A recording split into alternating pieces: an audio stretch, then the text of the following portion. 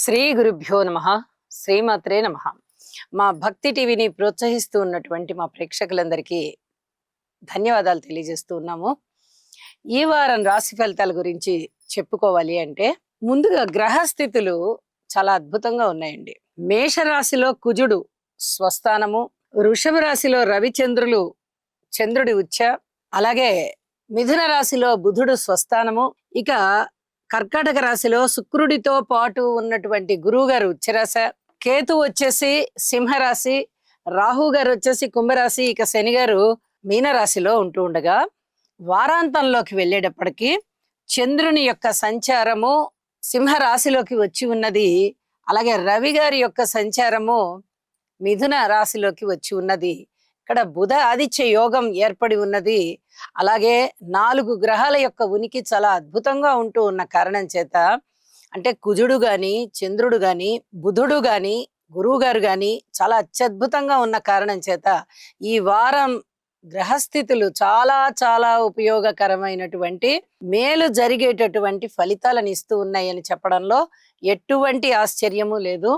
అలాగే గురు శుక్రుల కలయిక మంచి ధనయోగాలని ఇస్తూ ఉంటుంది. 2 శుభగ్రహాలు కర్కాటక రాశిలో చంద్ర రాశిలో కలిసేయంటే చంద్రుడు అందరికీ కూడా మిత్రుడే అవడానికి గురువర్గంలోని వారైనప్పటికీ చంద్రుడికి శత్రువులు ఎవరూ లేరు. కాబట్టి ఈ శత్రుక్షేత్రం కాకుండా ఉన్నది మిత్రక్షేత్రంలో గురు శుక్రుల కలయిక చాలా అత్యద్భుతంగా ఉంటూ ఉండగా, రవిచంద్రుల కలయిక ఇక్కడ ఒక పరస్పర విభిన్నమైనటువంటి ఫలితాలను సూచిస్తోంది.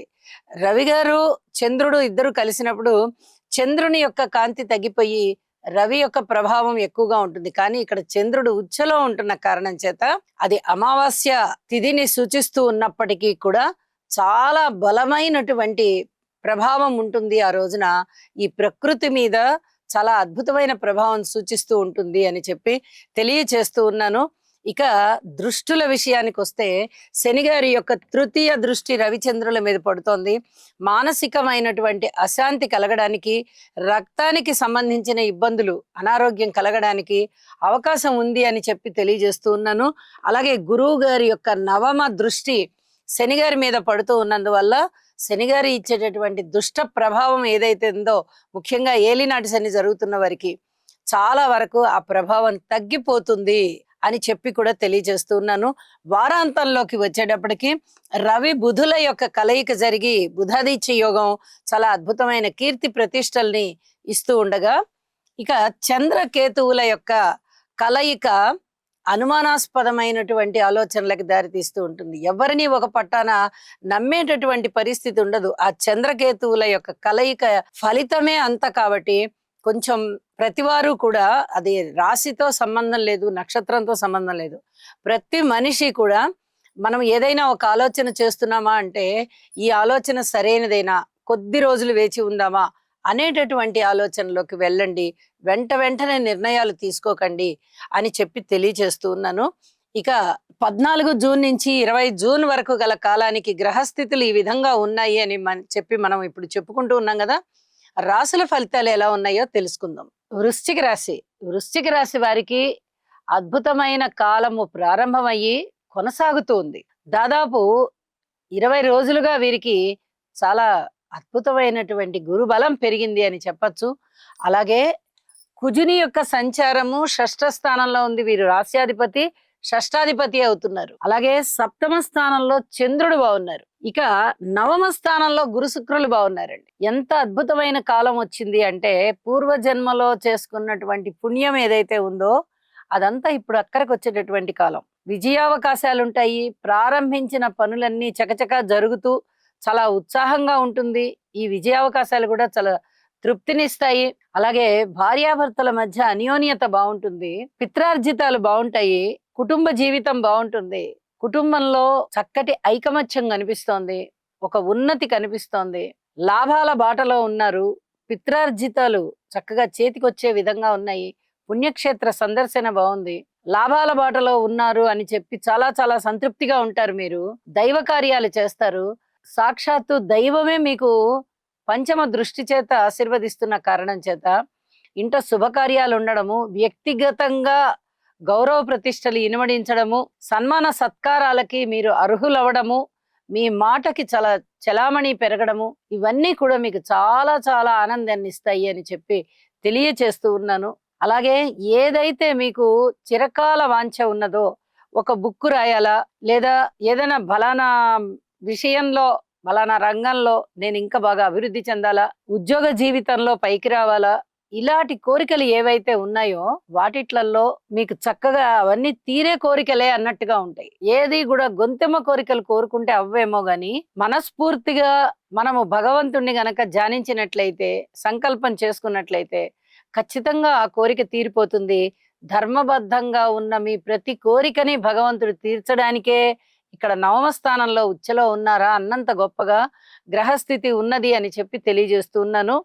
కార్మికులు, కర్షకులు, నేత పనివారు, చేతి వృత్తుల వారు ఇచ్చేది వారందరికీ కూడా చాలా చాలా బాగుంది. ఉద్యోగస్తులకి బాగుంది. విదేశీ యానాలు బాగున్నాయి. స్కాలర్షిప్లు ఉన్నాయి. పై చదువులు చదువుకునే వారికి అనేక విధాలుగా సంతృప్తికర జీవితం మీకు కొనసాగుతోంది అని చెప్పి తెలియజేస్తూ ఉన్నాను. వారాంతంలోకి వెళ్ళేటప్పటికి రవి గారి యొక్క స్థితి బుధాదిత్య యోగంలో ఉంది. ఇది అష్టమ స్థానంలో ఉండడం వల్ల మీరు కొంచెం కష్టపడి మంచి పేరు తెచ్చుకోవాల్సి ఉంటుంది. అయినప్పటికీ ఇక్కడ గురువు గారు ఉచ్చలో నవమ స్థానంలో ఉన్నందువల్ల అతి తేలికగానే మంచి పేరు వచ్చేస్తోంది. ఇందులో ఆలోచించాల్సిన పనేం లేదు.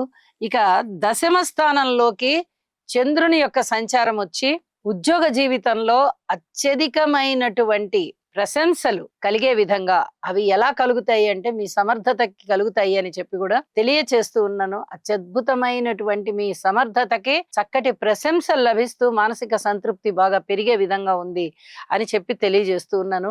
సంతాన విషయంలో గాని, మాతృవర్గ విషయంలో గాని కొంచెం ఓర్పుతోనే ఉండండి.